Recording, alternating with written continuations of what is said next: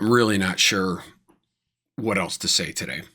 So it is January 25th, 2026, and we are one day away from the shooting in Minneapolis and murder of a protester who happened to be carrying a weapon on his person at the time that he engaged with Customs and Border Patrol / ICE. It appears to be that there were several different units there.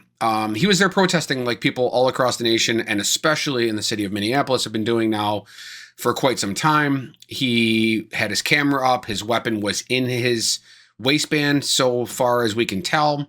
I showed the video yesterday and kind of broke it down, and you saw in that video that he did not brandish his weapon at any point. In fact, one of the agents, or at least somebody that was there, pulled the weapon from his waistband and walked away before the first shot was even fired. So those are the facts. They are undisputable. Yet we find ourselves, many of us, if you peruse online, we find ourselves faced with an alternate reality. People that we know, friends, family, whomever, that seem to be siding with the federal government in this case, saying that he brandished a weapon because that is what Kristi Noem said. That is what Bovino said, the head of Customs and Border Patrol. And it's simply not true. You know, as the fascist saying goes, they lie to you so much they want you to not even believe your own eyes. And we can see what happened from multiple angles. There's no doubt whatsoever that that man was clearly murdered. Either murdered due to gross negligence because the people that killed him are woefully undertrained and panicked and pulled the trigger on a weapon that was not meant to be fired, or they are just so angry, so hostile, so full of power right now that they thought that they could act with impunity. We are seeing across the internet right now just an unbelievable amount of rhetoric from both sides. But what blows my mind as I was perusing through Facebook and Instagram and a little bit of X, but I've tried to stay off it as much as possible because that place is a cesspool. The number of people that are saying then you shouldn't bring a gun to a protest. Yet the same people that are saying he shouldn't have brought a gun to a protest are the same people that were applauding and ultimately celebrating Kyle Rittenhouse when he brought an actual long arm, a long rifle to a protest. He was arrested for that, tried, and ultimately acquitted of that. And that was a calling point. Second Amendment rights. We all have a Second Amendment right. Well, guess what? If you can't be in public with a legally owned and concealed weapon and you die for that, then you don't actually have the right to bear arms. And that's what we're finding out today. Now, in any other regime, in any other administration, in any other presidency, they would take, you know, this situation and they would understand that it's a hotbed situation and they need to tamp it down, but not this administration. Nope. They are just throwing the rhetoric out. Donald Trump went on television or gave an interview yesterday and basically said that, you know, this man, nobody should have a gun.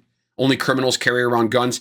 Hey, all you Second Amendment people, you know, that love to carry your guns, this president that you seem to absolutely adore just called you all criminals. The hypocrisy that we are seeing from the right, and I know I've said I don't want this to be political, but unfortunately there's no way around this. This isn't really politics. This is right from wrong. It just happens to be that Democrats are on the right side and the Republicans are on the wrong side. You know, you can make all the arguments you want about abortion, about economic issues, about all those kind of things. Even foreign policy as it pertains, you know, to hawks and doves in war. But this fascism versus democracy, authoritarianism versus free expression, free speech, the freedom to protest, the freedom, the right to bear arms. Which side are you people on?